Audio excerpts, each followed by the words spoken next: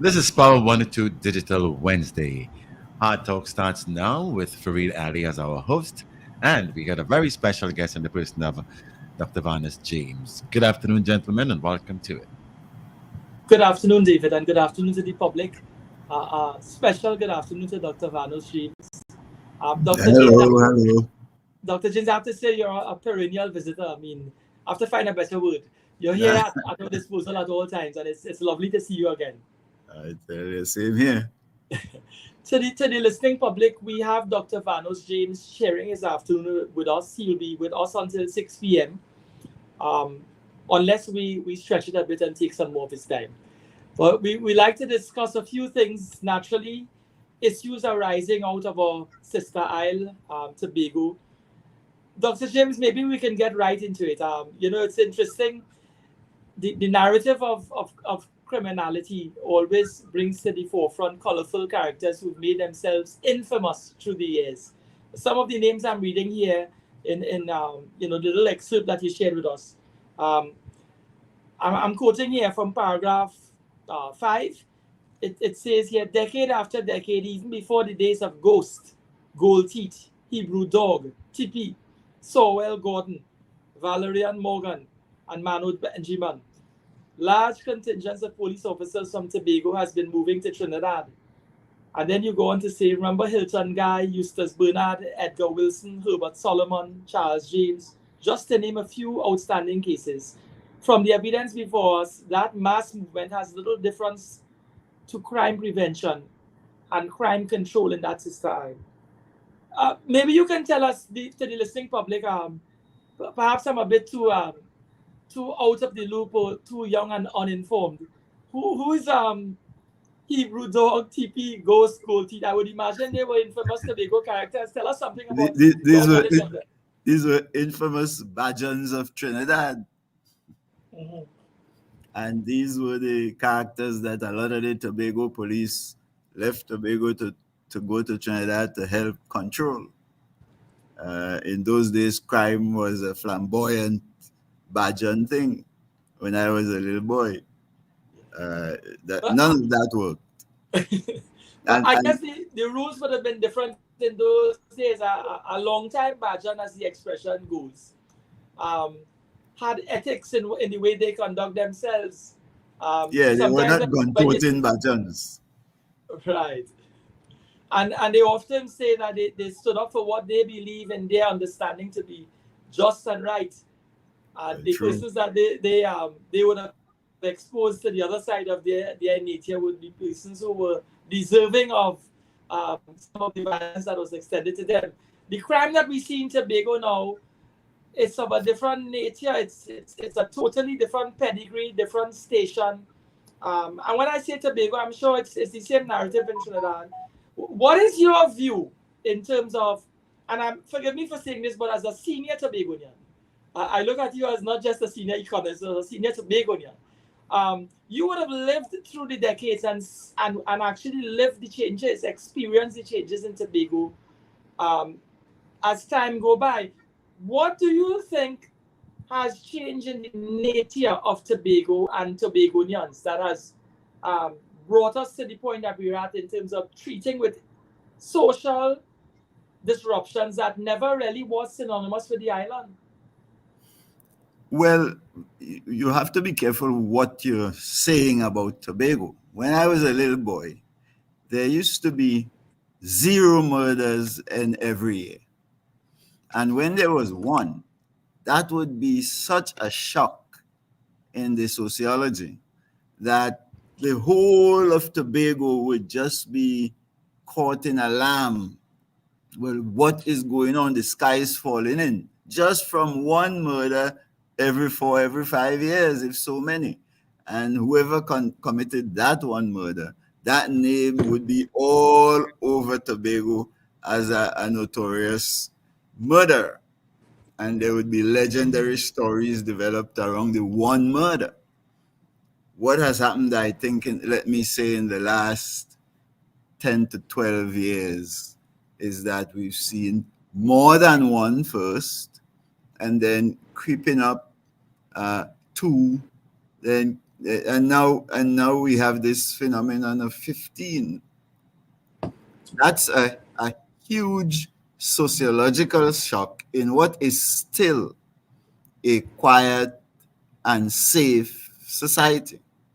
So what's really happening is that what Dr. Rowley was talking about in terms of that spillover in the sociology, that has led to a whole new kind of phenomenon that we've never seen take hold in Tobago before. And now, from my understanding, a part of that has to do with an old phenomenon in the country. Long ago,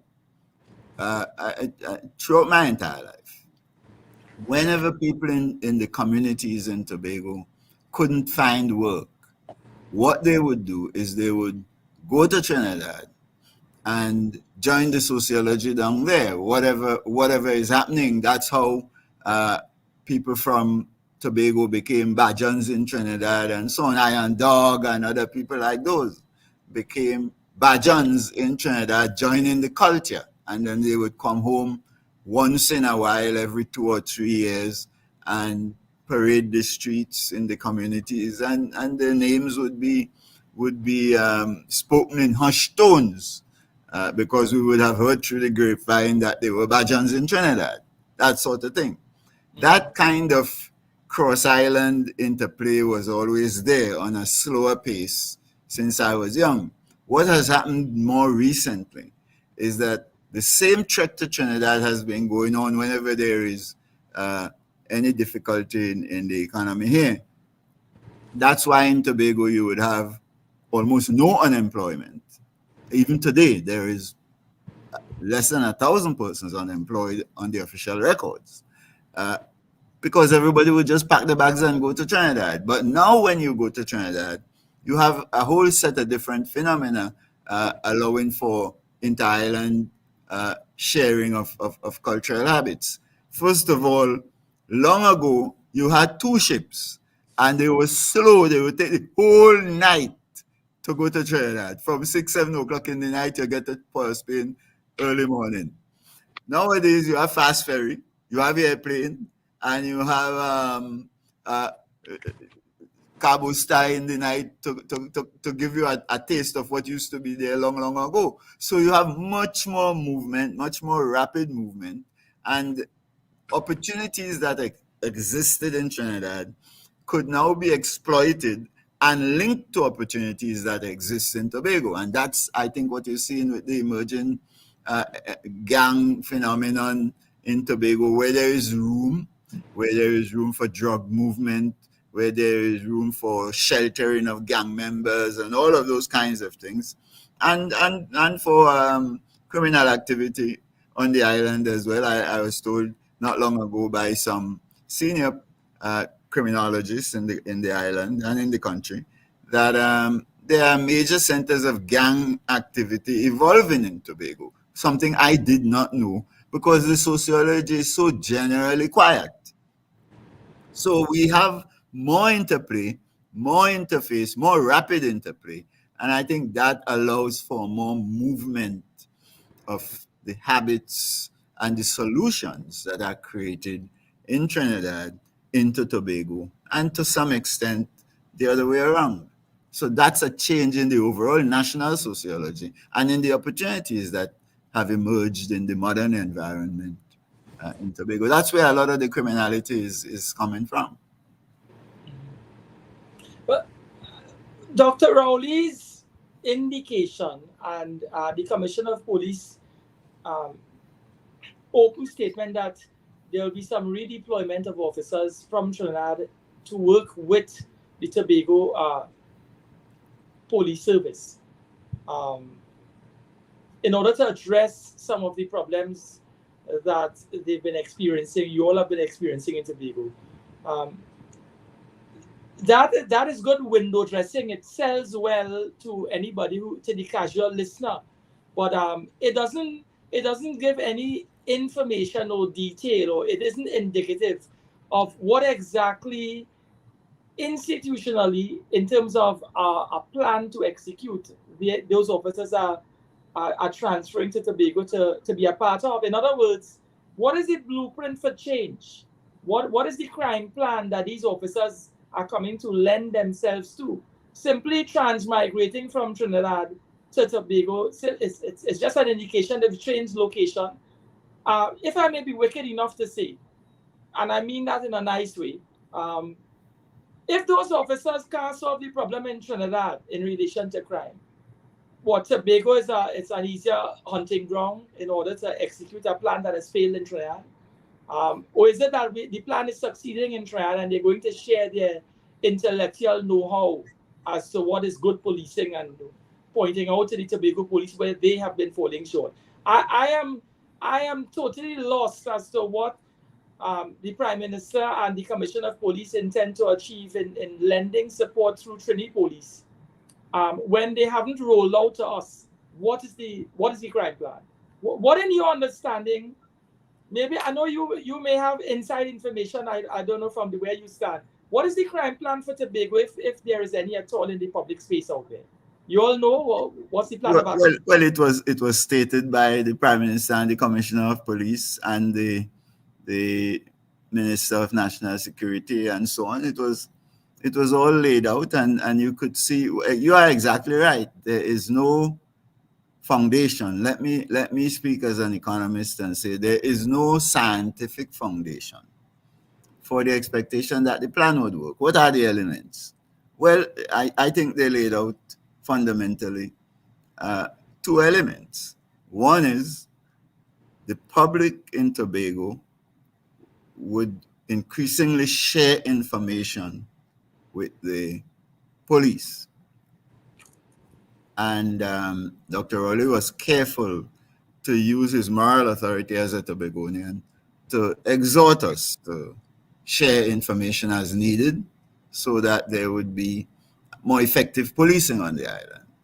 And I've heard many police officers indicate that information sharing, including many senior police officers from Tobago who were ACPs over here, people from my own village in Charlottesville and so on, men we love and respect, indicate that the information sharing mechanism is a hugely important one.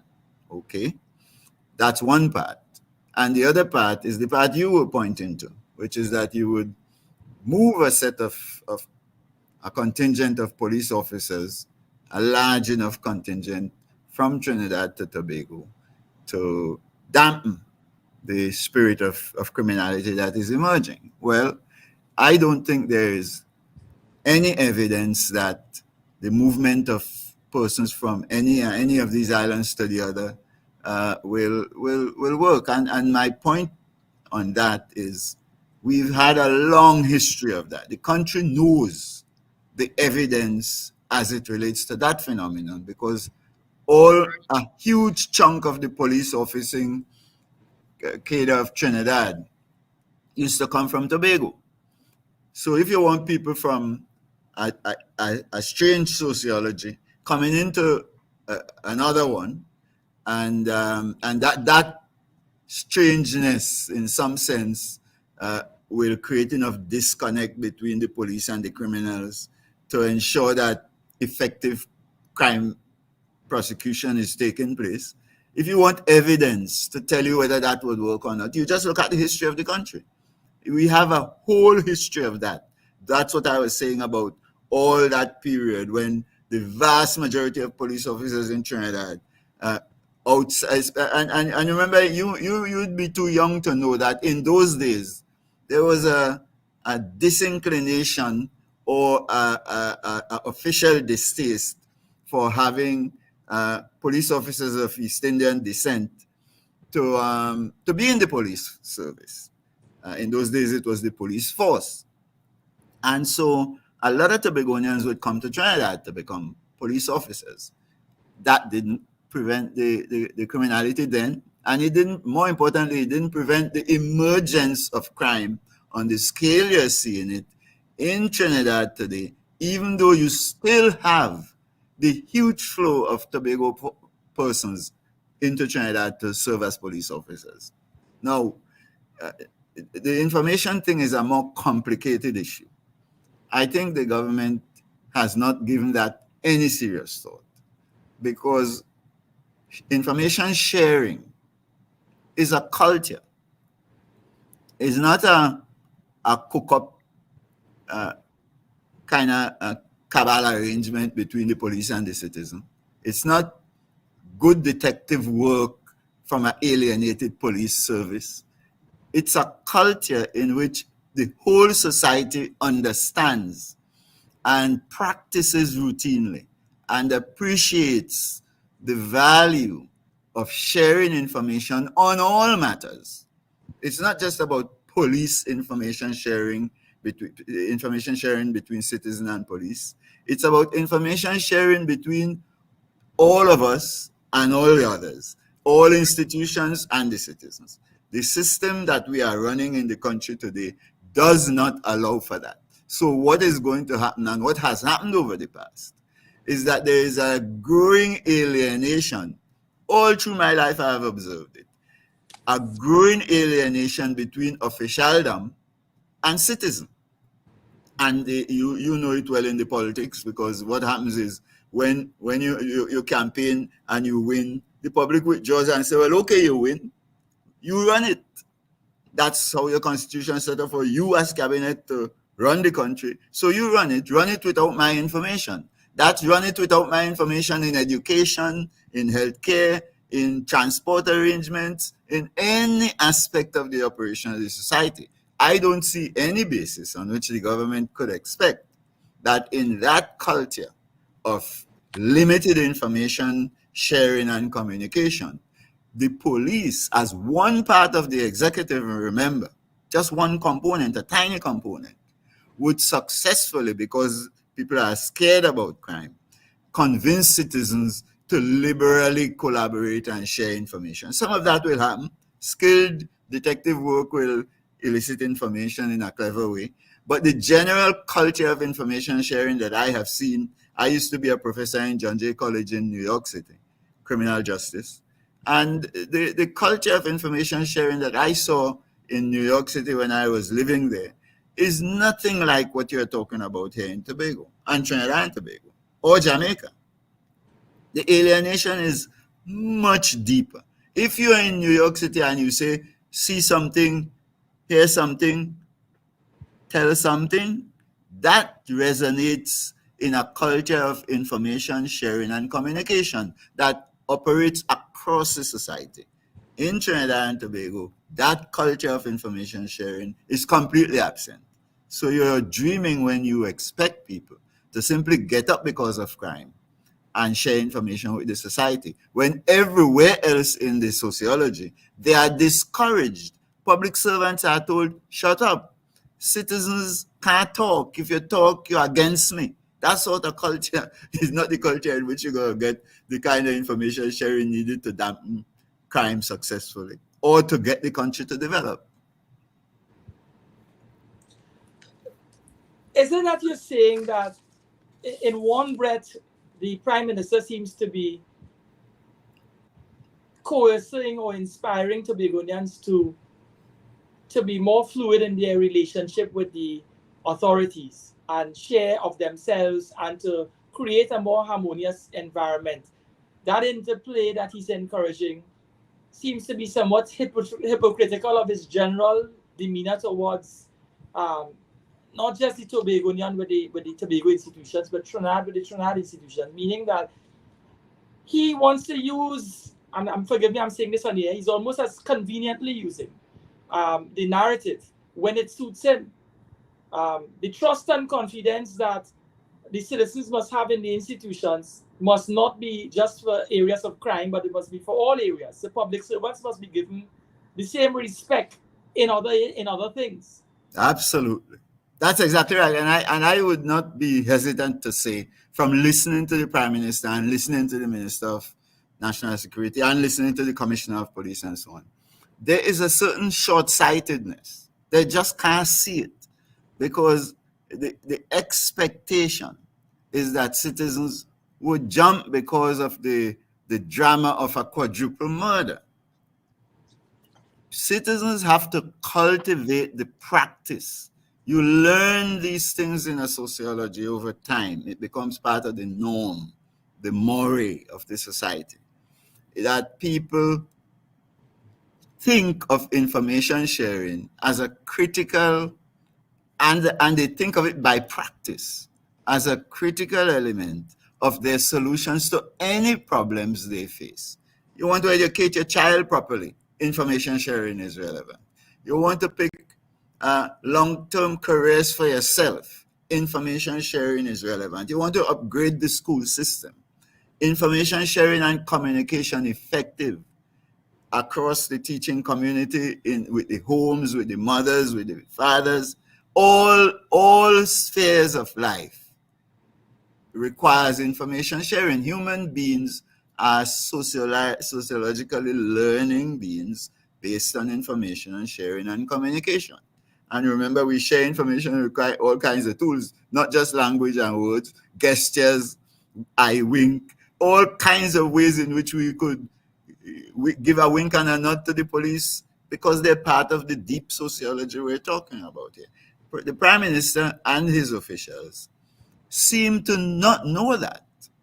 It just seems to me as if they're speaking as though that's not part of the conversation they need to engage the society in. So there's no hint of it in the statements that they made. They just throw this idea out that information sharing is a plank on which you're going to get the thing done, without telling the society, apparently because they don't know, that you have to set planks and foundations in the institutional arrangements of the society to allow information sharing to become a habit.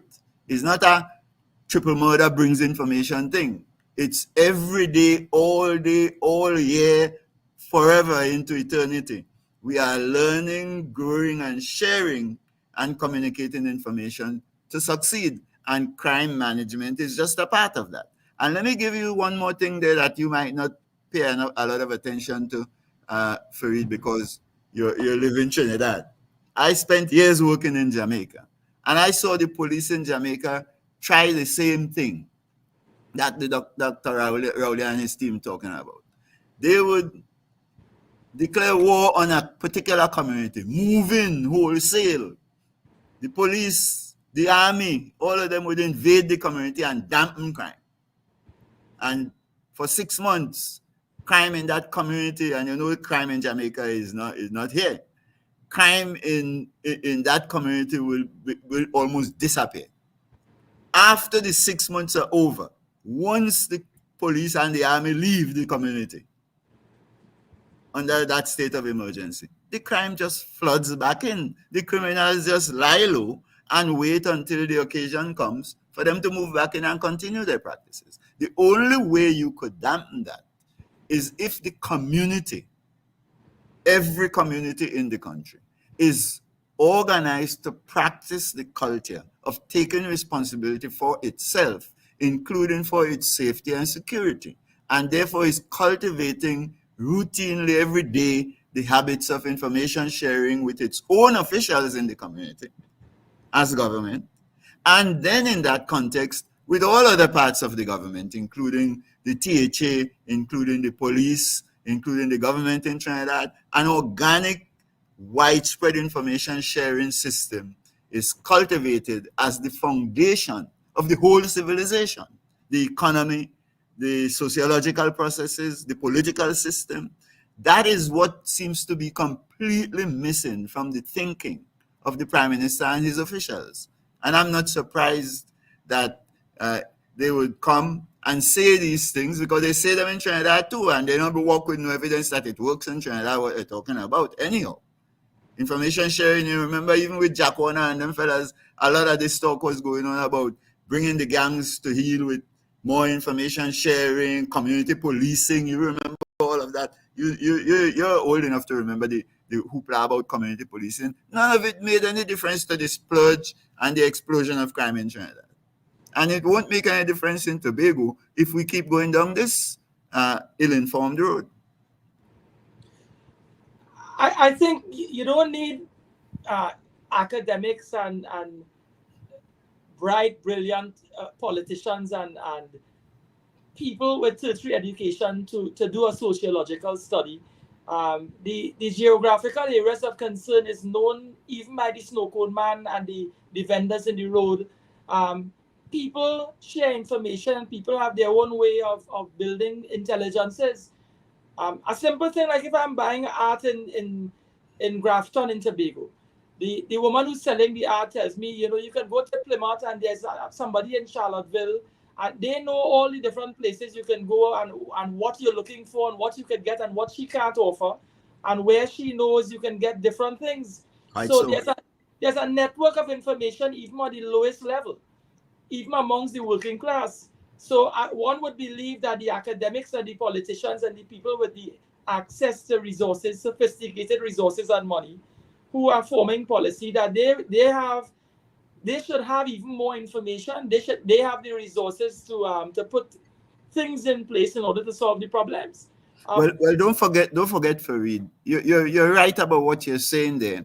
I mean, no, don't forget in the sense that you and everybody else in the society should know that in the communities there's a fully organically developed system of information sharing. That these communities, remember, are the places where we built our civilization. That's where our language, or various forms of our languages were developed. That's where our foods, that's where roti and pilau and all them things were developed. That's where our music and our cultural expressions were developed, and so on. And the only problem with what the Prime Minister is saying is not that there does not exist an organic mechanism of information sharing in the communities, is that the officialdom from colonial days, from the days of slavery and strict indenture to now, when the slave master passes, or the officials from the sugar estate comes around, the society goes hush-hush. The culture is to treat officialdom that is authoritarian as not part of us. They are masses. They are alien beings. They are the cabinet, the government. There's a famous expression we use all across the country. They this and they that and they wicked, and all these officials become they. And people don't organically include them in the information sharing mechanism. If they were organically included, then of course the Prime Minister would have no reason to complain. But the reason they have to complain just tells you the system that you are describing as existing in the community does not include the officials. And I point out to you again, it doesn't include the officials of any ilk, whether you're talking police or you're talking school system, principals and what have you. When I was a little boy, teachers used to come into our homes to engage with us. The police used to come into our homes to engage with us. Over the decades, I have watched that disappear from the sociology. The more distance we create between the sociology and officials. And until we remedy that and incorporate officialdom by structure, by law, by the law you practice, by law, by the constitution, so that it's organically built into the way the communities are organized to bring officials fully into their space, all kinds, it won't work. It won't work just for one little piece. It won't work if you tried it for education alone, for example. No one single part of the economy or the society will allow it to work. You have to allow the whole citizenry to get involved in the organic business of routinely practicing information sharing. That requires structure. That requires governmental structure inside the communities, in the THA, in the local government bodies in Trinidad, in the way the parliament is organized, all up and down the country must come alive with official recognition and use and mechanisms that allow citizens to come and practice information sharing and communication. When that is missing, nothing works. That's the same reason we're not getting crime sorted out, is the reason we're not getting the The economy diversified and developed. It's the same fundamental problem. Limited information decision making. I wanted, before you jump in, I want to tell you this, that most economists won't tell you, in the country or in the region, or maybe in the world, government and the information sharing mechanism that it manages is a critical component of the economy. It's not government on the side. The economy includes the institutions of decision making. And the biggest development project the country needs is this cultivation of the information sharing institutional arrangements to set up the information sharing and communication system. So as we're doing it now, the police is trying to solve criminality and prevent crime, especially most critical, that the prevention part, with 1/3 of the information it really needs. But it's no different. We're trying to develop the school system with the officials in the ministry having 1/3 of the information they really need. And the cabinet is operating with 10% of the information it needs to run the country properly. That's why we're making no progress. That's a major reason. Unless we're lucky and as they used to say long ago, God operates like a Trini, not a Tobagonian, but a Trini, then you ain't going nowhere.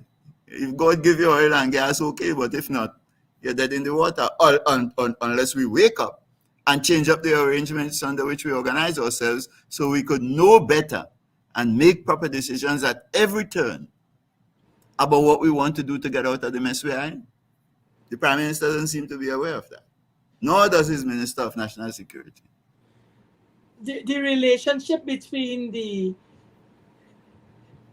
within the parliament, within the House of Representatives, between the two competing factions, if I put it that way, which is the government and the opposition, has not been one that invites the public to look at them as brothers and sisters working together for the collective whole of the country. There's a narrative that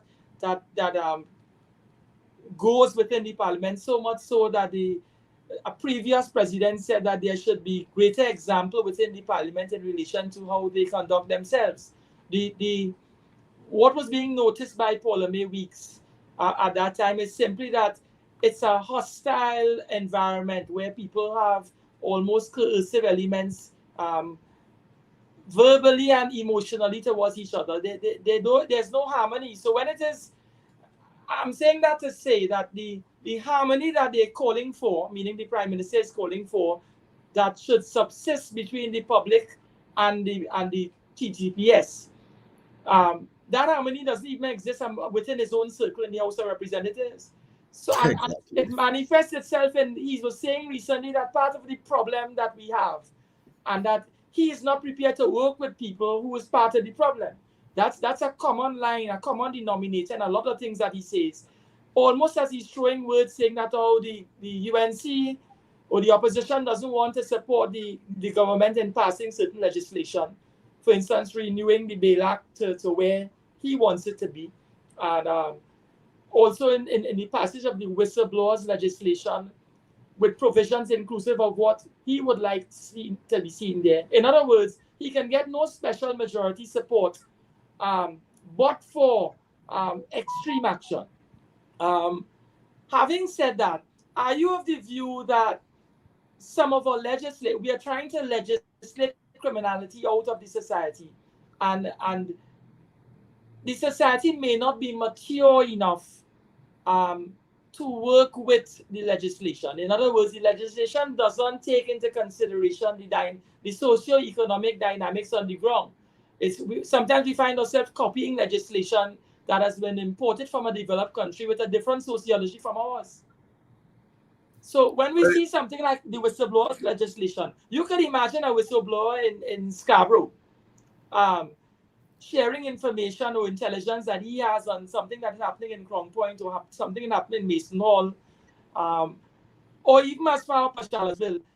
The society is too small. Sometimes when information leaks in a small society, you would already know from the narrative that is hitting the public space where that's coming from. So a whistleblower can operate in silence. He's not operating in a vacuum. So when I read about these legislation and we celebrate that they've passed the law, so now people feel the confidence to step forward. I am not so sure that people would even step forward with the legislation in place, because Well, let me, there has to be supporting um, institutions in place to protect that whistleblower. The police has to be more involved, better policing, stronger policing. So the whistleblower can feel confident, like, you know what, I I can have backing when I do certain things. I have support. What is your view in terms of, can we legislate some of the criminality out of the society, or legislation successful? Is it a panacea to some of the problems that we're looking at, crime no, wise? I think you're hitting the nail on the head there in an important sense. I think that example of the whistleblower uh, is a good reason, good example of why it makes sense to say no to your question. You can't law and order in the old-fashioned authoritarian sense cannot bring law, the rule of law, or order. And the phenomenon of the whistleblower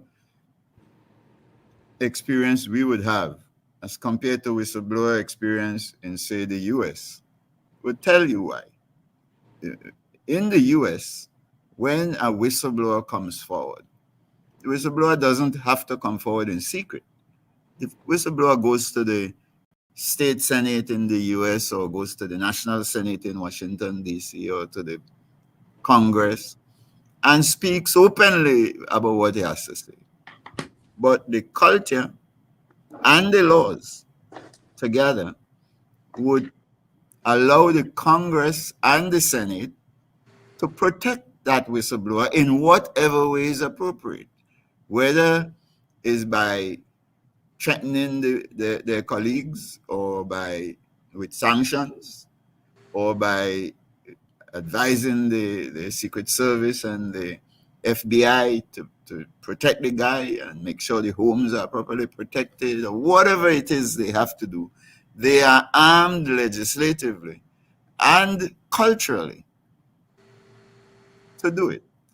So whistleblowing is treated as just a part of the normal right, constitutional right of citizens to petition the government. In your legislation, in your constitution, there is no petitioning right.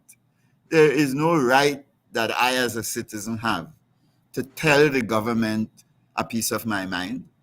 In fact, it's the opposite is true. If you speak out as a public servant, I organize all sorts of things to have public discourses with trying to get public servants involved. And even in a place like Tobago, it never fails to pain me. Ordinary big people would tell me they are afraid to talk because Faliani government come last week. And that just tells you what they are afraid of is the institutionalization of the lack of freedom and the lack of the right to petition the government as we understand it. So if they attempt to petition the government, they are really stepping out of line as it relates to the constitution you're operating, as it relates to the laws and so on. And as you know as a lawyer, look, your constitution is written to give effect to one principle. Cabinet runs the country. All the provisions in the constitution, looking through the lens of a political scientist or mile, all the provisions are written, even the provisions relating to the presidency. They're all written to give effect to the central rules of Section 75(1). Cabinet runs the country. And once that is true, citizens are operating, and they know they have to operate and take care in an environment in which victimization can come down like a ton of bricks on their heads with no recourse in the Constitution. So the answer to the question is no, you cannot expect legislation in an authoritarian world to deal effectively with these kinds of sociologically ingrained problems that we're dealing with. To get that out of our system, you have to get out the cabinet runs the country part of the constitution and make the whole government an information sharing government with oversight of the cabinet. So when they act in an authoritarian way, the legislators in the parliament are able to effectively tell the cabinet you can't do that, and they have rules and mechanisms to sanction them and hold them to account. You can't, your constitution is not written to allow for that, and your parliament is not designed in terms of numbers, the structure, to allow for that. And may I just comment on the idea that the opposition and the government do talk? Well, remember, under the constitutional arrangements you have, the point of the opposition is to oppose, bring down the government. They don't go to work when they come to make law. That's not really their job.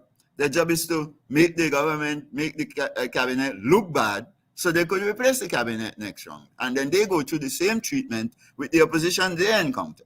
You're not talking about a system in which non-cabinet members of the parliament are sufficient in numbers to ensure that they can hold the cabinet to account as a normal day job, making law to give effect to that. People outside of the cabinet, whether they're on the government winning side or on the opposition side, so opposition members would then have real reason to go to parliament besides wanting to kick the cabinet out, that too. But besides that, they'll go there to make sensible law in collaboration with their other colleagues. That's not what you have now. All the laws are really effectively made by the cabinet, except when they want to change the constitution, as you know. So you're dealing with an authoritarian system writ large and written into your constitution, an executive government. That's what you have, not a parliamentary democracy. And because of that, your question has an obvious answer. No legislation of any kind.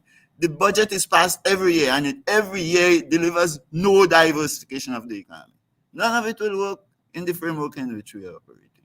So the government is coming out this week to complain about $14 billion worth of debt and the constraints it's placing on. Okay, but you're running a system that ensures that that is what is going to happen.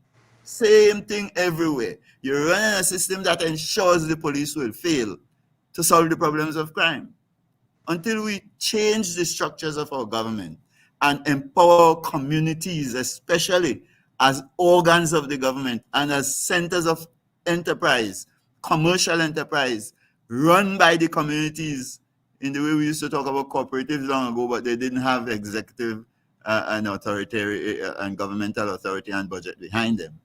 That whole idea that we see in the credit unions that are community establishments, or in the steel bands that are community establishments and so on, that are limited success that you see in them. But the principle is evident. If you allow it to work, it will explode the country into success. But we're not doing that. What we're doing is we're continuing this archaic colonial practice of running our executive government that is just the biggest millstone around the necks of citizens.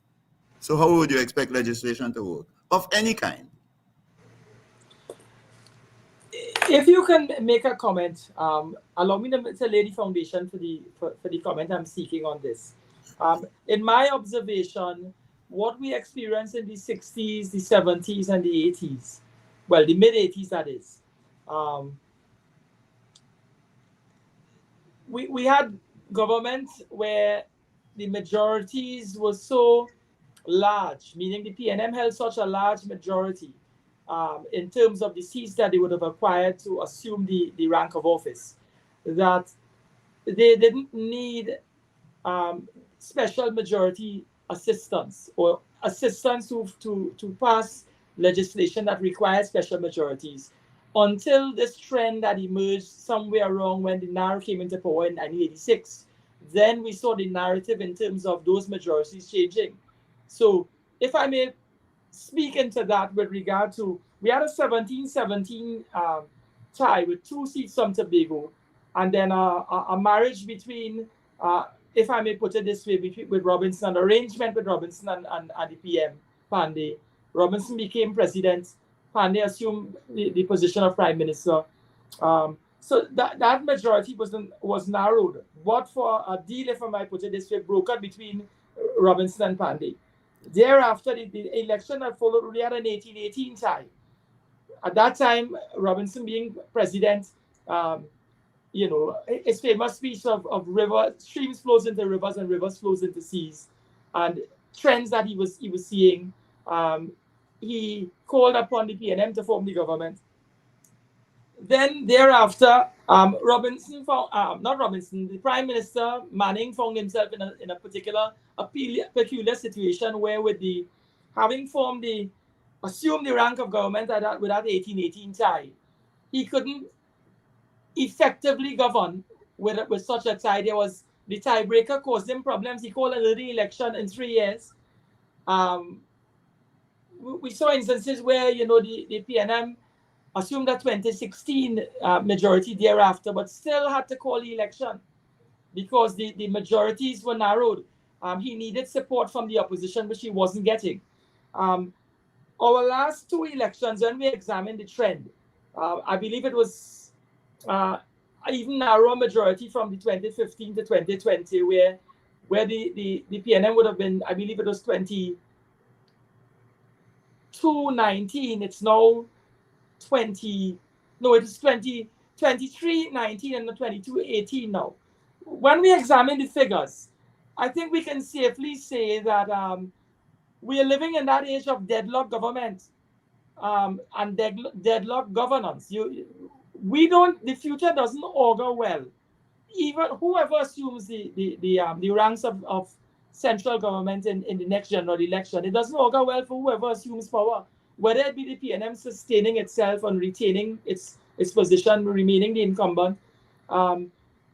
Because of where we are in terms of our sociology, in terms of where the politics lies, we need greater support within the parliament from both sides of the house. And the question is this: all of this talk about constitutional reform, do you really see the need for reform in order to have effective governance moving forward? Or do you think, are you of the view that if the status quo as it subsists continues, that we may find ourselves in a spiraling in a position where there can be no change in terms of crime? I'm referring to. Well, in terms of crime and in terms of everything else, we are already there. We're not. Crime is the tip of a huge iceberg. Failure to diversify the economy is right underneath that sociology, and so on. The organics underlying the deadlock, the gridlock in the Constitution, created by the Constitution and the Parliament, is population movement. When the 1410 existed, it existed because the vast majority of the African heritage population lived in the East-West corridor. Very few lived in Chaguanas and some parts of San Fernando and so on. The society was much more divided in bodies, racial bodies. Over the 30 years, 50, let me say 50 years since the 1970 revolution, what happened is people moved from the south into the east-west corridor and moved from the east-west corridor into central in Chaguanas and those areas. And that population movement created a whole basket of quote-unquote marginal seats, so that an election can deliver you a 1823 or a 1922 or a 2021 easily in Trinidad and Tobago. That's data. Now, beyond that, however, it is not true to say that we're stuck with that. What we have to do as a society is not believe that you have to get the constitutional change you want from inside the parliament.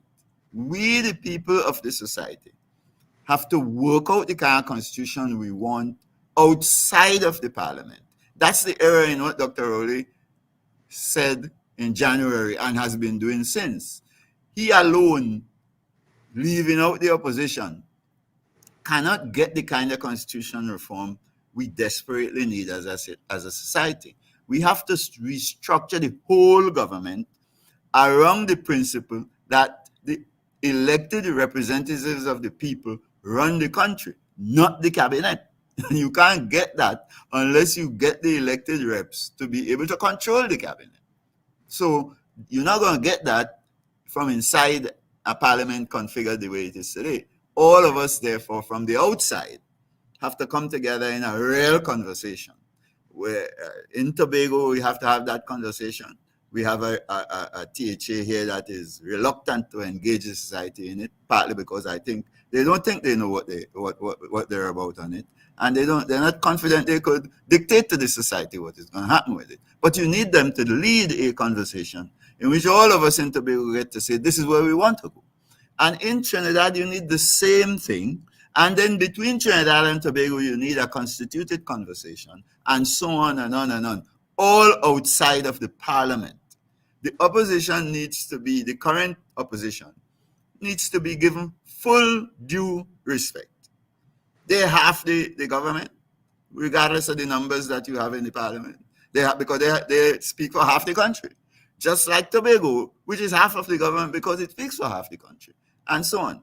And you have to allow a real organic conversation to take place such that we can form a national consensus, a Trinidad consensus, and a Tobago consensus on what kind of government we want.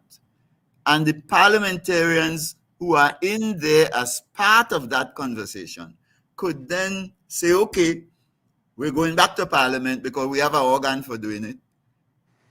We're half, you're half. We're not doing it for you. We're doing it for our people. And we're going to then set up a constitutional reform arrangement that allows us to set up the constitution we want with their vote. But if that doesn't take place in the society on the outside, to guide them and encourage them, educate them, because what I'm talking about, most of them don't have any clue about this. They have to be educated about what it means to empower the people, what it means to empower the communities, what is the critical role of the communities in the economic development process.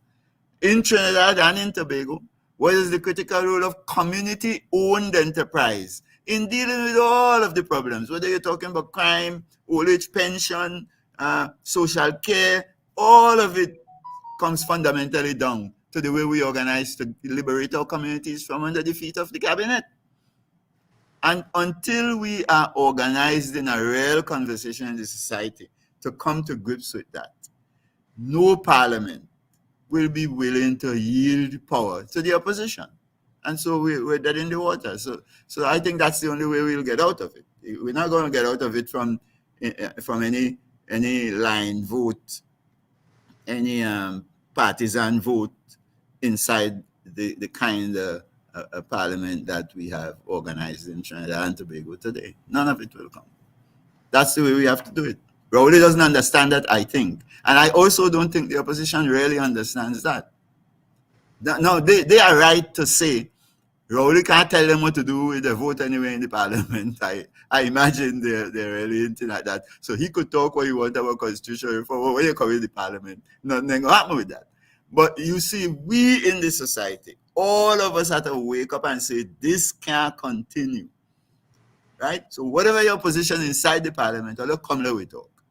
And whether you talk because Rowley call it, or you talk because you have your own vision, or you wait until 10 years from now to see the vision and come there we talk, at some point the society has to get to a come let us reason together, all of us, to work out where we want to go from here. And until then, none of the problems will be solved, whether it is crime, or economic diversification, or education reform, or restructuring of the exports that we need to earn foreign exchange and not end up in the mess we are in today with shortage of foreign exchange. None of them will be solved with the framework we're working with.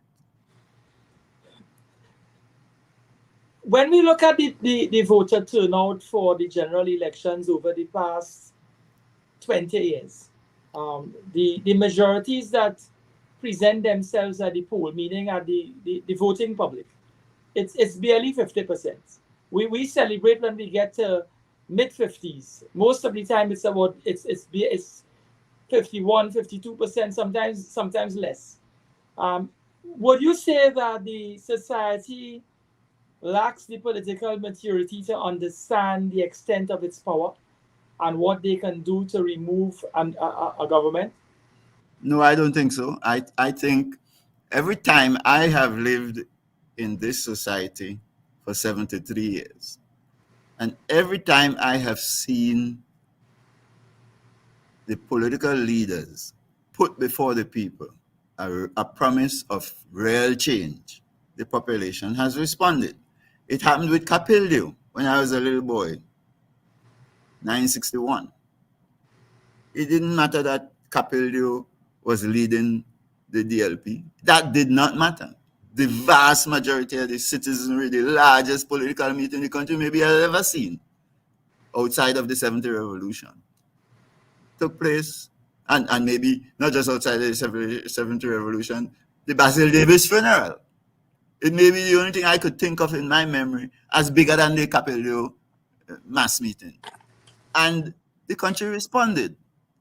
When NAR was formed, and the rhetoric in the conversation around the country was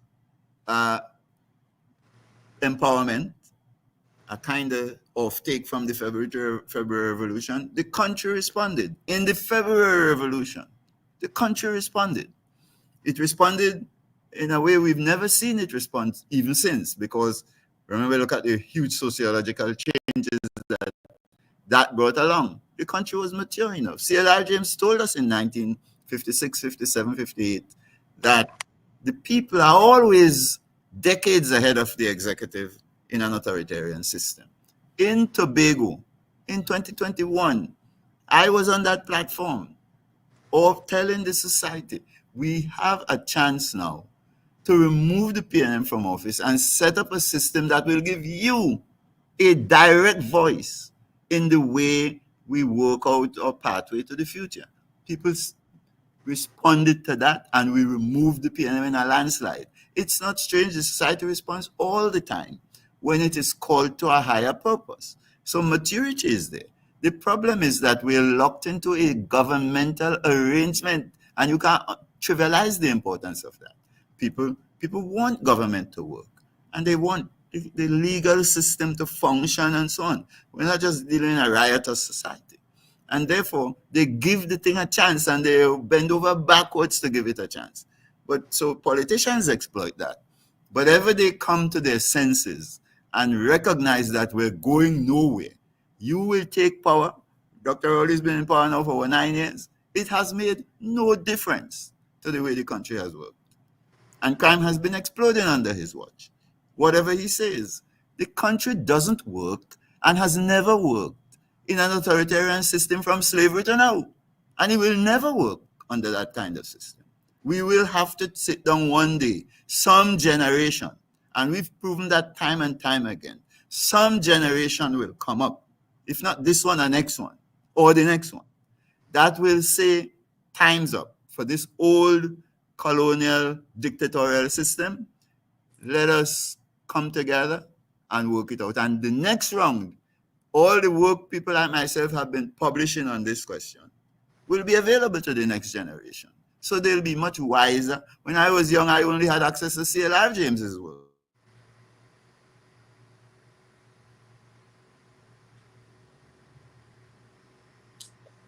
David, I think we just got frozen. We know in a better way and can share with the younger generation in a better way exactly what kinds of changes we need, and someday some generation will they have the guts to take the responsibility to get it done. It may not be the guys we have in power today, either in Tobago or in Trinidad, but it is inevitable because it is part of the long march to freedom from slavery and strict indenture. No ordinary people will just keep going down the road, failing, and keep doing it. So it's alive and well, and taking over the government and democratizing it is part of the civilization building agenda of our society. When you run a proper model of the Trinidad and Tobago economy, and you fit that civilization building sector into the model, it works wonders to explain the development path that we have walked and can walk. You can't do it without it. And it does not stop developing. It gave us chutney, it gave us soca, it gave us calypso before soca. It gave us soca out of Harry Mahabir and Rashoti Ai. And so it just keeps giving us fresh opportunities to move forward. It gave us the Trinidad language, the Tobago language, all kinds of things. It just keeps evolving like the normal march of nature. And one day we're going to mash up this authoritarian governmental arrangement that keeps blocking our progress and set up democratic institutions to share information with one another. Do you have any hope that the change that we may need constitutionally in order to have more effective governance would come in our lifetime, in you and my lifetime? Because what the narrative you're giving us is that it's going to happen, but we don't know when. It can happen. I can tell you, in my lifetime, I have seen many forays in that direction. From as I pointed out, I wasn't part of the February the 61 thing. I was a little boy watching it, but I was active in the movements that we had in 70. I was active in the NAR breakthroughs. I was active here when I came back home to Tobago in what we did to remove the PNM. Active in blocking a joker like Ashworth Jack and so on. The society will make change. It may not be the next election. It can be the next election in Tobago. It can be, and it can be the next election in Trinidad as well. There is no doubt that one of these days it will happen. With the future, you never can have a crystal ball, but you could read the dynamics of the sociology and the dynamics of the economy and see that sooner or later this thing will crack. Authoritarian rule cannot continue in these societies forever. Allow me to make a slight sojourn here. I've had Tobagonians on the program in the recent past. So much so, Dr. Faith Bisrael, and I have to be careful in how I describe Mr. Watson Duke, but let me put it with Mr. Watson Duke. Let me not describe him. And Duke seems to be of the view that the PDP is still alive in Tobago, and that he and the PDP is going to win the Tobago seats. He's predicting that it's going to be a close election in Trinidad, more than likely a tiebreaker or a tiebreak, simply meaning if things are on even keel in Trinidad, the 2 seats in Tobago is going to make the difference. And he's either going to be Prime Minister or President of Trinidad and Tobago. What is your take on Tobago being the tiebreaker in the next general election, and the PDP as being the vehicle for breaking the deadlock in Trinidad? Do you see the PDP as being the vehicle for change, and the PDP being emerging as the deal breaker or the party to usher Trinidad and Tobago in the direction of the changes you're looking at? Well, I'm a scientist, Fareed. I don't put any store by fantastic thinking. I put all my store by an understanding of how actual people behave sociologically and economically and politically. And I see no signs in Tobago that the population is placing any faith of any kind in any form of the PDP, whether the part that is in the parliament or outside it. It doesn't matter. I see no signs of that. And I don't have to do a poll to tell you that. I go up and down in Tobago. I've just written a full report on what the communities tell me they want, as a scientist, holding focus groups in 12 of the 40 villages that we have, randomly chosen. And what they are telling me they want, it's part of what I uh, have just put together as a report for them, is what I am describing for you. They are not saying they want a dictator of any kind. They're telling me the communities of Tobago, the community leaders all over Tobago, in the east, in the west, they're saying they want to have a say in whatever decisions the THA will make that will affect their lives. And they're telling me they want to have their own community governance arrangements with their own ability, budget included, to pursue their own development possibilities. And they filled my ears with data on things they have done, things they could have been doing that would have rescued them from economic oblivion had we done the constitution properly. And they even tell me that they could solve the problem of criminality more effectively than any THA or any central government, because they see every day the criminals, they know them from babyhood coming up, what could have been done to prevent the trends and so on that they saw in these young people. They tell me those things, and I believe them from growing up with them. That, and I believe them as an economist as well, that the evidence from all the data that I have seen is that the communities are right. And for that reason, I can tell you, nothing in what these communities are telling me points me back to any of these political leaders. They all say they will win this and they will win that. But remember, in 2021, the PNM said they would win every seat. Don't forget that. And they spent millions of dollars in ads all over the air, all over the airwaves. Watson Duke left Tobago and went to Trinidad to set up a party on the grounds that they will flock to him in a landslide after the Tobago victory. You could place whatever store you want by profligate claims. You're a man with legal training, and you know when you go to court, evidence has to talk for you. Yeah. And I can tell you, the evidence don't speak in that direction at all. I would be surprised if they win any seat, much more if they win in a landslide to become anything. Not possible. I can tell you up front that in the next elections in Tobago, whichever one you're talking about, either the PNM will win or some other party will win. But neither the PDP nor Fali's party will win anything. I can't see what seat they can win on any level, whether national or not. But that's not the important conversation.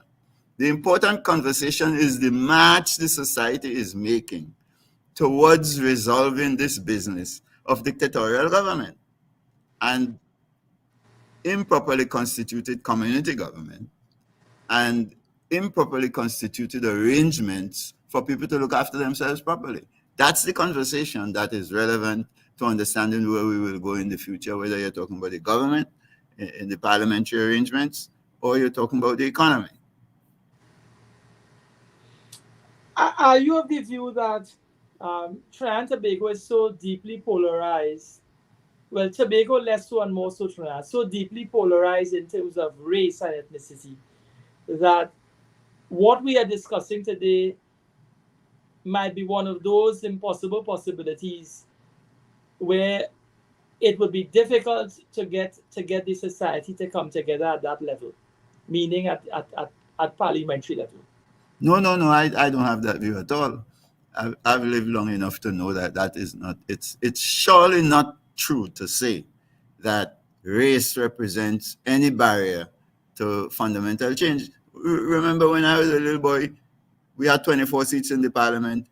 10 were thought to be hardwired PNM seats. East-West corridor, it used to be said the road to the cabinet is through the East-West corridor. And the thinking was, well, we corner the Indians in 10 seats. They could never get a majority. You and I have lived to see that was Right. destroyed as a principle by population movement. Yeah. It is not true that the society cannot do anything. There is nothing this country cannot do. Nothing. We could become top scientists, bring in high-powered creative solutions to the world. We could offer the world fantastic musical solutions. We could come up with high-quality healthcare solutions, A-class education solutions to sell to the world. Anything the society wants to do, whether you're talking Trinidad, Tobago, or Trinidad and Tobago, it can do. And none of it, including high quality political reforms to build the institutions we need to work our way in the world, all of it we could create. There's nothing to do with racial divisions, can't block any of that. I half of my friends are people of East Indian descent. They don't engage me on any impossibility theorem about the impossibility of collaboration to make real change.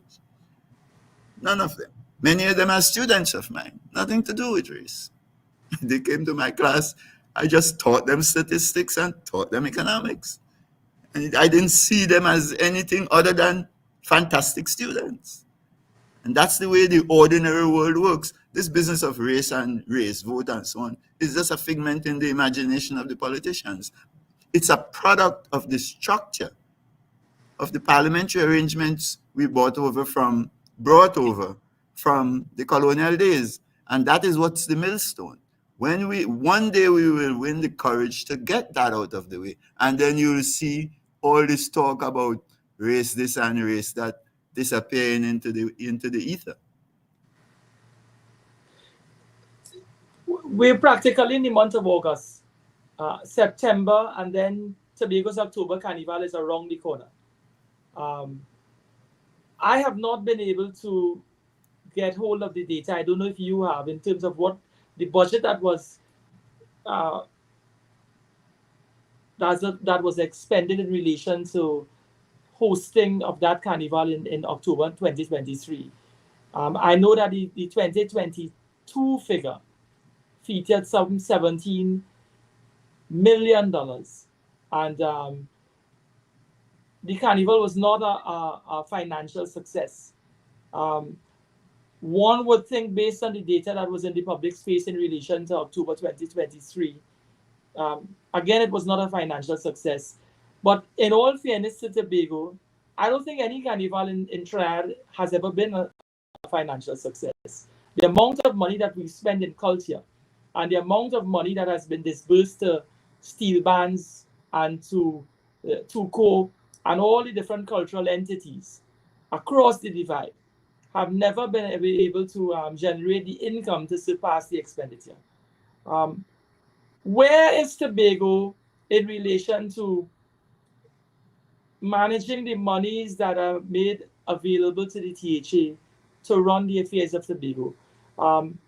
I may just interject by saying, just to provoke you, Fali Augustine has been stating that they've been surviving on the pittance that central government has extended to them, and they've been trying to make ends meet in every which way. So much so it appears sometimes like central government is trying to frustrate the THA and keep them at between a rock and a hard place. So they try to make ends meet at all costs. Where's your mind in relation to that, in terms of Tobago? I'm using the carnival simply as a pivotal point because that is right there on our doorstep, and I don't even know. I haven't read anything in the editorials of the newspaper or in the public space as to what is the plan for the Tobago Carnival. That just pops up at times. You hear money have been spending quietly and they're hosting. Where are we in relation to money and Tobago being able to manage its affairs? Well, that's an important question, not only for you to ask, but for the whole country to ask. And the evidence that we have available to us speaks loudly to where we are, and effectively the answer is, from the standpoint of the last 2.5 years, what we really have done is lost enormous ground. And I can cite you the evidence to that effect. But a proper answer to the question requires us to go back 10, 12 years ago. And I want to remind you what that evidence is as well. Between 2012, when we started to get the $2.2 and $2.4 billion to spend, the PNM was getting it. We had an economy back in 2011-12 that was producing just under $2 billion by the official records of output every year. And that declined steadily to $1.61 billion in 2020 under COVID. Steadily. That's the record. In 2021, after COVID, perhaps not surprising, with the same $2.4 billion thereabouts of the budget. You would remember when Joel Jack used to send down to the Minister of Finance for a budget of $4 billion, and the minister would routinely give him 2.4, and he would say, I'm satisfied with that. And the Farley would send a budget of 4 billion, and the minister gives him 2.4 billion, and he would say, I'm not satisfied with that. The arithmetic has not changed. But the PNM in 2021 caused the economy to rebound by growing about 4.2%. 4.2%. In Farley's first year in office, he caused the Tobago economy to collapse with his religious prosecution of the construction sector by 2%. And by his own figures in this last budget statement, it's still, over the 2.5 years, has collapsed by 1.1%. He hasn't mustered the courage yet to tell Tobagonians that that is what is happening. So because I am an economist and taking full responsibility for Tobago in that regard, I tell the public. And of course, when I do that, they say, I have bad mind or something like that. You know the Tobago language about bad mind and pure spite. But I'm just functioning as an economist because in 2021, we produced $1.68 billion of output by their figures. And in 2023, by their figures, we produced 1.66 billion. So we are minus 1.1% in the whole after 2.5 years. The country doesn't pay it any mind. I pay it mind because I'm a professional in the field. But the journalists don't pay it any mind. Coimbra not paying it any mind. The parliament don't pay it any mind. The country is not rigged up to pay it any mind.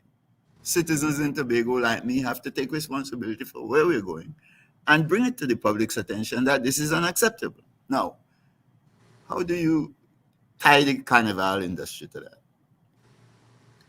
First of all, why are they locked into the 2.4 billion? Back in 2015, 2014, 2016, I remember sitting down with Joel Jack and explaining to him, look, to get out of this trap, budgetary trap, we have to accept the possibilities opened up by the current law, the THA Act, and exploit those possibilities properly by establishing a Tobago Development Bank. Use next year's $400 million worth of development financing. You are responsible for public property in Tobago. Package between the next 2 years a $1 billion to $1.6 billion worth of capitalization, finance, and real assets, and lodge it in a development bank. Team up with the IDB and the CDB and the European Investment Bank and the Canadians and so on to establish a capability in a national development bank established and based in Tobago to raise low-cost on lending credit from the rest of the world. That's going on all over the world. And Tobago could do it, and the country could do it. And Tobago could do it on behalf of the country. And if you do it, you would be able to go to that institution in another year or two and get all your overdrafts allowed by the law without the permission of the minister. You could take you any amount of overdrafts you want, get low-cost overdrafts, and use that to finance the development agenda for Tobago. And use the transfers from Port of Spain to carry a recurrent and pay with the $400 million worth of development allocations they would give you until we get the constitution properly changed. Use that to finance your debt obligations. They don't have the economics to understand that. So therefore, they're doing it. They don't have the wisdom to set up arrangements to hear from the society about what is possible, including all kinds of financial experts that we have around the region that are not home, but have said many times to me, that's the right approach.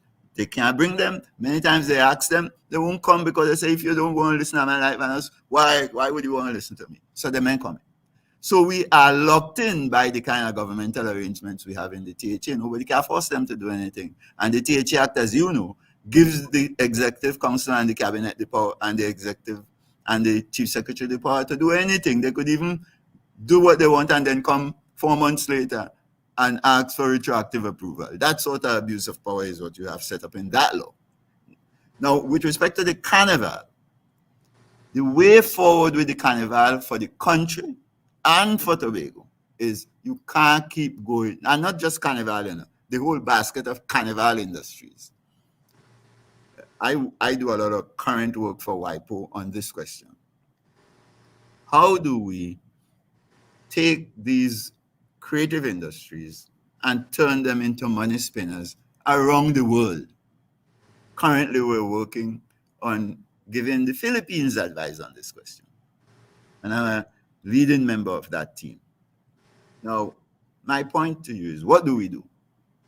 Instead of every year putting on a fete, a big national fete, we have to look at the big possibilities now offered by digital technology to digitize the product of the carnival. You have to ring fence the whole carnival with video equipment to take pictures of the human body moving left and right, winding to the left, winding down low, and so on. All angles available to you, thousands of angles. And then you hand that over to your animators to produce. Every year you orchestrate it. It's a kind of choreographed carnival, located properly. Create carnival villages of the kind I recommended to the NCC back in 2012. Do whatever you want to choreograph it in the way Minshall used to talk about it. And take the choreographed content, including the pan and all of that, just like theater, just like you do with film productions and so on. You just have a massive stage, a massive environment in which to set up the choreographed environment that you have for film production. And then you animate like Disney does and produce things like video games and short videos and all sorts of things that allow you to get post-carnival products to sell to the world. That's where the money is, especially in the video game direction. Because instead of people playing video games that are shoot-up games, they could play video games that are wind to the left and wind to the right and wind down low and jump up high types of video games. And you could market them as clean and good for children, and young people could play them, and you play them the normal way video games are. So you could, but you have to invest for that. You have to invest in the digital technologies. There's enormous talent in the country, in Trinidad and some in Tobago too, that could help you to do that. So after the carnival, you have a whole year to produce those. And before the carnival, you have production arrangements in your communities feeding up. So you have backward linkages, and you have, after the carnival, a whole series of forward linkages. That's how you build any industry. I am currently chairing a study for Shell on the Tobago fisheries. I'm shocked at the data that I am able to pick up on the fish value chain and the amount of money created in the fish value chain in Tobago. Trinidad and Tobago has never done a study like that. If you see this value chain, Carnival could produce much richer value chains. My point is, we just are operating by guess all the time. And the real reason we continue to do that here in Tobago and in Trinidad is that the conversation never gets to take place properly among the people of the society. I've been part of the NCC research program, and the NCC under Alison Demas used to try hard to host a real joint decision-making conversation about the way the things would go. But once you get past that conversation and you get to the parliament, you get to the minister and so on, nothing good comes of it, because the country can't engage in the conversation about what the research is showing. That's where the ideas of the carnival villages and so on came alive. You can't fix it in Trinidad and get any proper answer to the question of whether it makes money or not down there, because you can't track, collecting the data to track the value chain to know. And you can't do it in Tobago because you're neither doing the things nor gathering the data to know. Pure guesswork all the time. What kind of country we're running if you want to keep making progress by guess? Would you pin that dilemma to the inactivity of Pan Trinbago to explore the economic options or avenues available through culture? Not quite, because I think when you look at the evidence available to you, the real road for the monetization of Pan is through education. It is through the conversion of these community-based institutions into high-powered music colleges. Mm-hmm. So you do your Pan creation, Pan production, you do all of these things that are part of the normal engineering side of the industry. You do your Pan tuning and so on, all of that on the engineering side.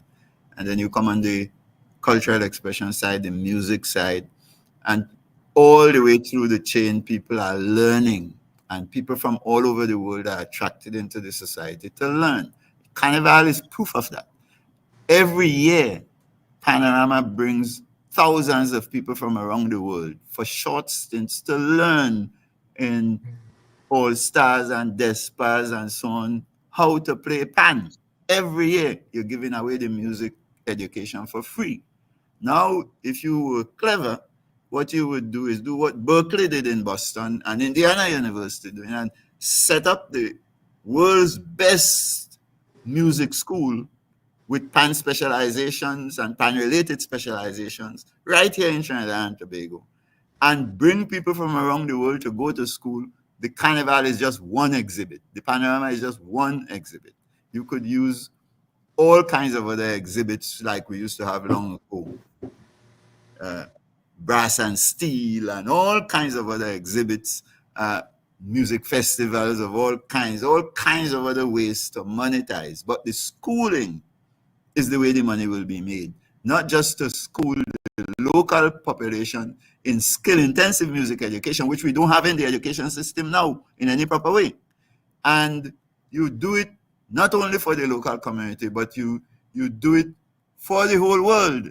Bring the world to come to school. At least that is what is going to monetize the invention of Pan in the country. We have not gone anywhere near down that road. It is not. We're making a mistake to look at Pan as culture. Pan is industry, and a big extension of that industry is schooling. And every year you bring evidence of that in the way you set up the Panorama and in the way you admit foreigners into the Panorama for free to learn how to play Pan. You can't go on so forever, but it takes a depth of understanding of how an industry evolves. And remember, What I was talking about with the video games and all those kinds of things, pan could be a central part of the musical scores in those things, as well as you know. So there's no limit to the possibilities once you begin to allow for the communities to govern. Let me ask you this: you are man, you know Trinidad very well. You know where you used to go on in South in Funkler and Hatters and all them bands you saw were happening, All Stars and Tokyo and so on. If the communities in which Despas and All Stars and them had community power, what would happen to Despas? Despas would be big industry, highlanders. These would be huge industry because the communities would invest huge sums into developing their own inventions. Bertie Marshall and those people, remember them? Spree, remember them? These were community people.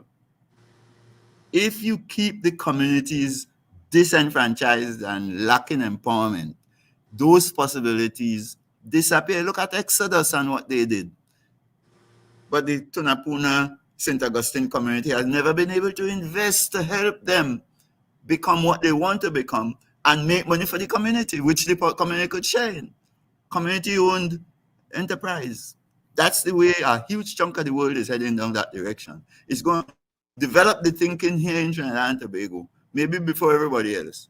But we're going to be left behind as the world grabs it and goes down the way. We can't go on so.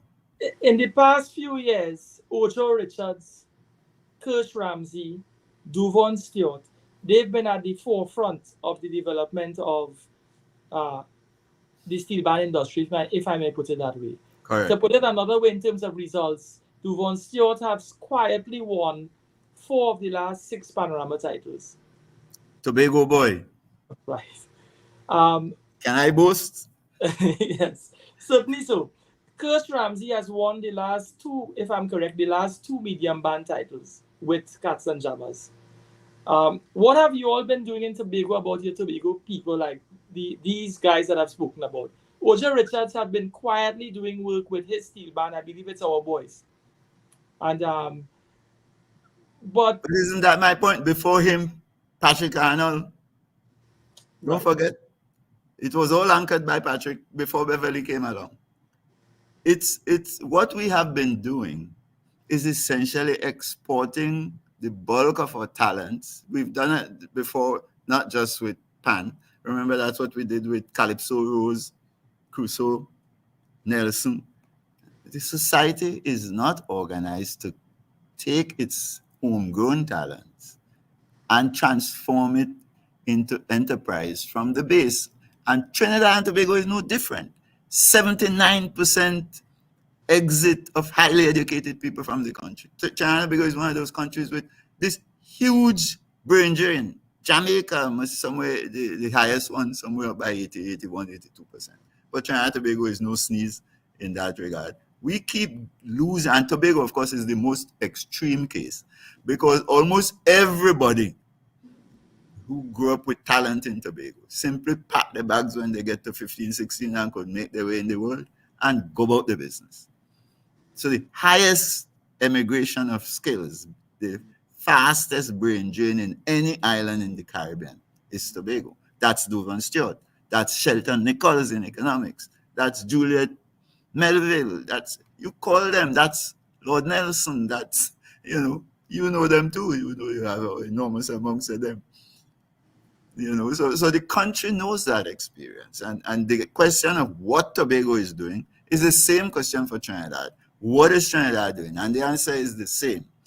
Within the framework in which we are operating, we do nothing, we can do very little, and we will do nothing until we alter the framework so that the communities are able to invest in the development of their talents and offer people better options than simply packing their bags and leave.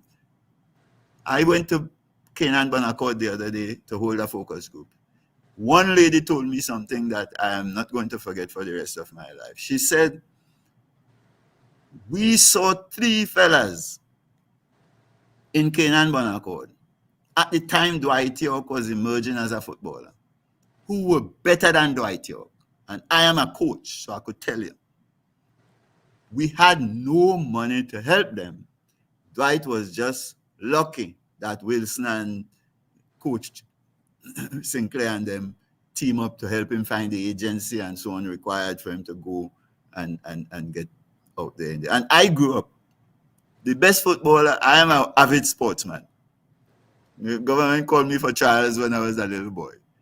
And I could tell you the best footballer, natural play that I have ever seen, notwithstanding the great ones you had in Trinidad that I also saw, was a fella from Charville who used to call Sheba.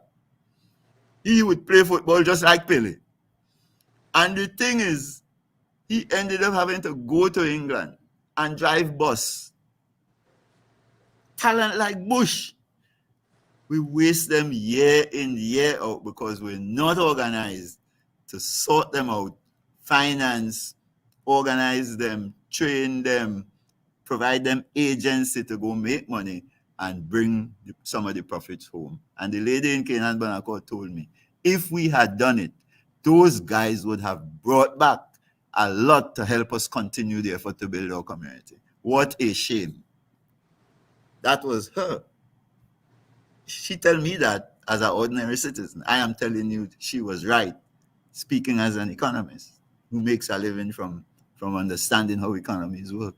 We can't keep going like this way, Brother Farid. We cannot.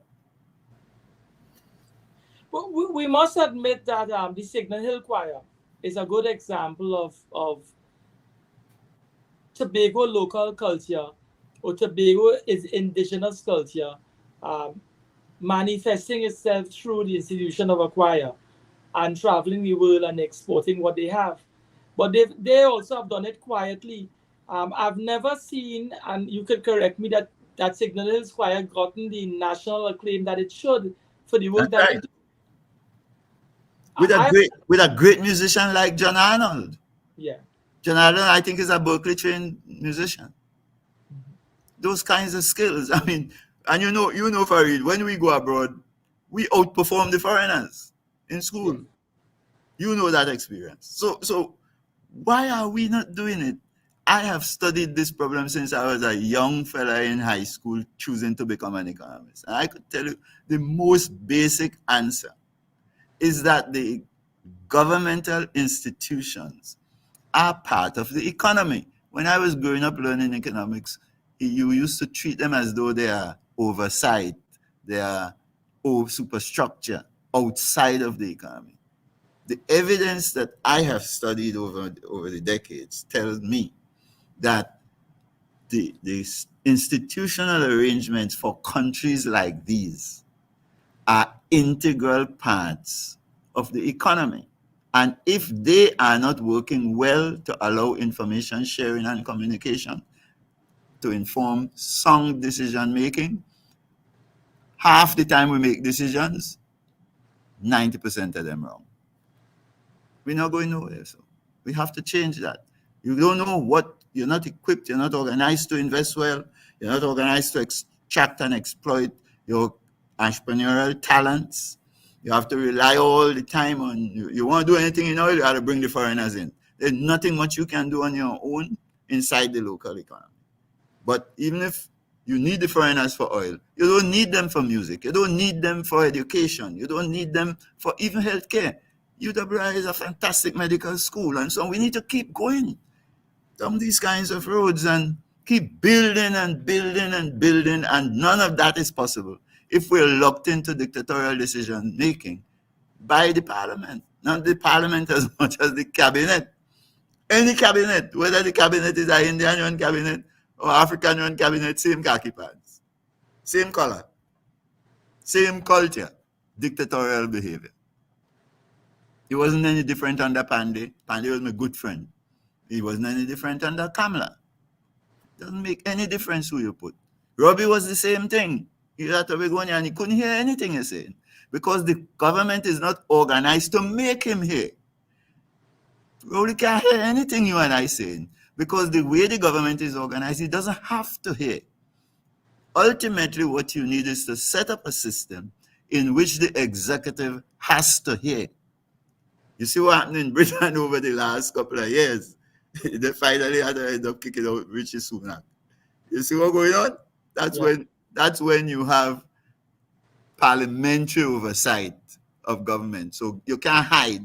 You can't hide and use for politics all the flaws and mistakes you're making. They're transparent, so the British people say, time's up, out you go. The whole shebang, too much commerce, too much mistakes, too much corruption. We can't live with it. You're damaging the economy and so on. Farley has caused that 2% decline in the Tobago economy, and it's a national secret. Nobody knows. Because I am the man who have to talk about it. And the politicians get to say, I talk that way, so I don't like them.